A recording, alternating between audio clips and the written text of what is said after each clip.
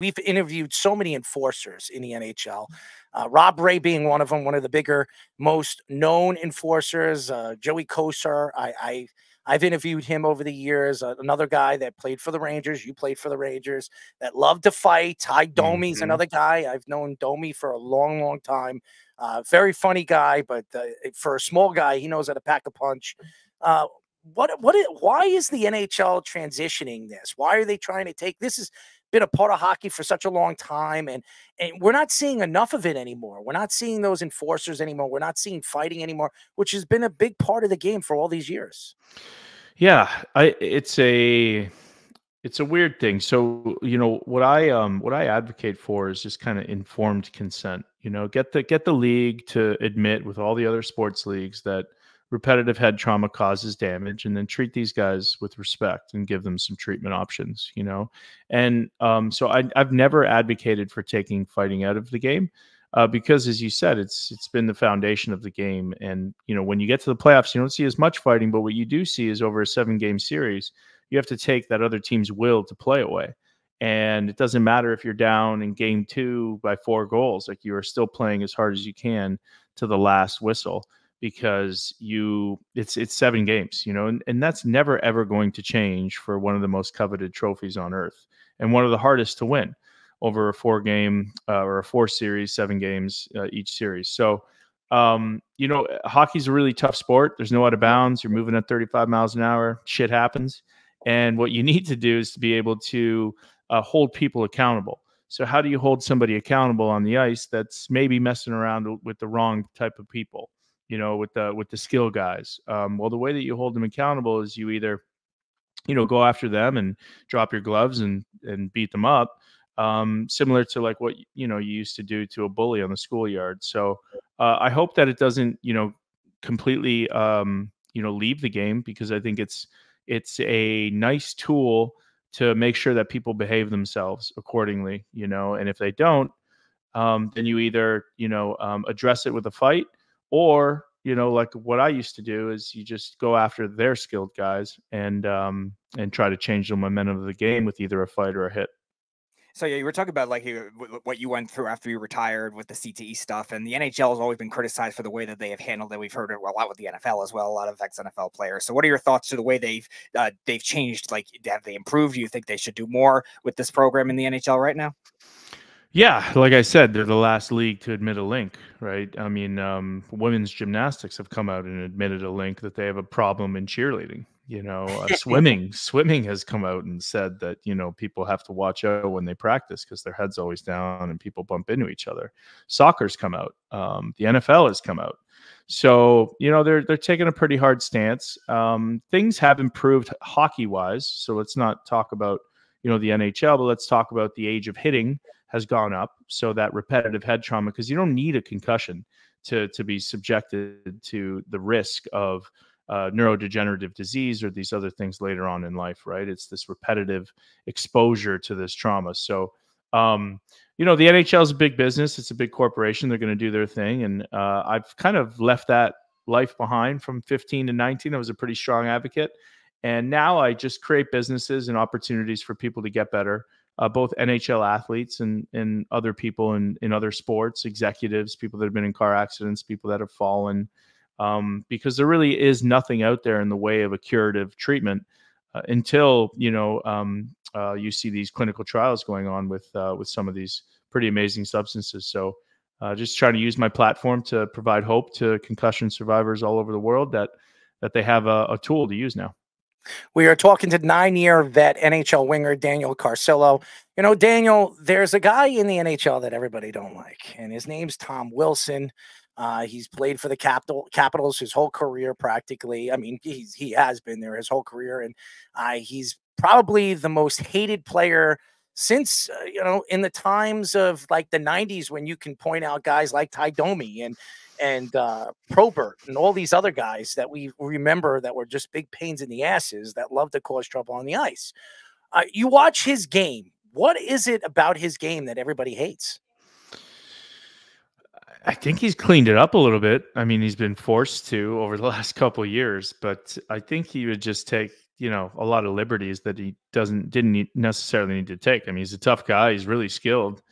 Signed a big contract recently, and you know, some guys just play a little bit dirtier than others, and you know, I think that's one of the main reasons that guys may not, you know, like the way he plays. But you know, he got a little dirtier over the last couple of years because of what we spoke about before. You know, fighting's down, and who's going to hold somebody like that accountable? He's a big boy, you know, and it makes you wonder, you know, if people are on the ice patrolling that, making sure that there's going to be repercussions for your actions. You got to wonder if that kind of stuff would happen on a regular basis. But lately, I've been seeing him play a lot more of a skill game, and you know, he's been kind of held in check, especially with the Rangers and Rempe and the Leafs, and there's still a few guys out there that will answer the bell. So we'll talk about some of the ones that you fought against over the years when you played. We were mentioning Rob Ray before. Cam Jansen was another one that was on our show with the Devils, which you probably played against in Philly. Sean Avery, you probably played against when you were with Philly against the Rangers. So what were some of those experiences like? And is there any ones that we're not naming that were some interesting guys? Yeah, I had to fight Avery after I beat the wheels off of Gabrick. For whatever reason, he came after me in a scrum, and you know, he wanted to fight. So that was an interesting one. That was a game in Philly, and there's a bunch of other fights that, you know, kind of stick out in my mind, like Derek Dorsett, who was a tough opponent all the time, kind of a pit bull. Jansen, we fought when I was in LA, and I was for sure, I thought, you know, he's going to beat the wheels off of me, and fared pretty well, which I was very surprised. Had to take on Sean Thornton in a Winter Classic game outdoors, and did okay for my size. Got beat up a couple times. Ivanis, who was like 6'8", you know, 260 pounds. He got the better of me, but I never really shied away from anybody.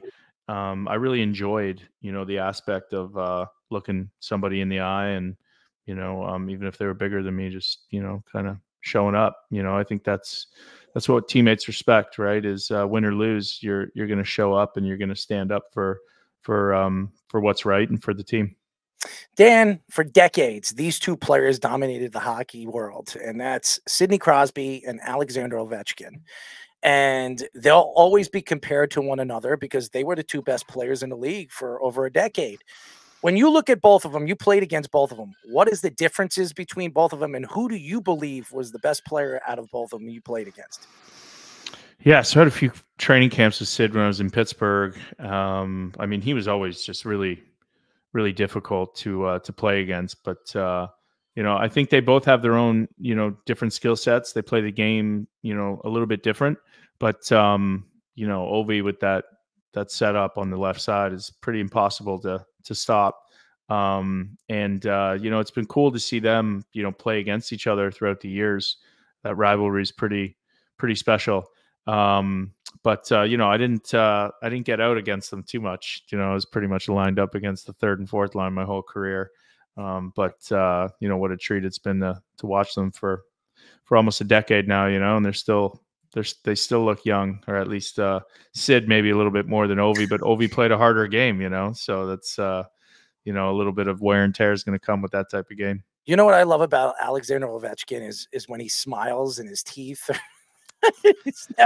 He's missing front teeth, back teeth, and then you know, during the offseason he gets his teeth fixed, and then they break again. I mean, he's one guy I would love to meet and just, you know, just speak about hockey with him. I think he's very.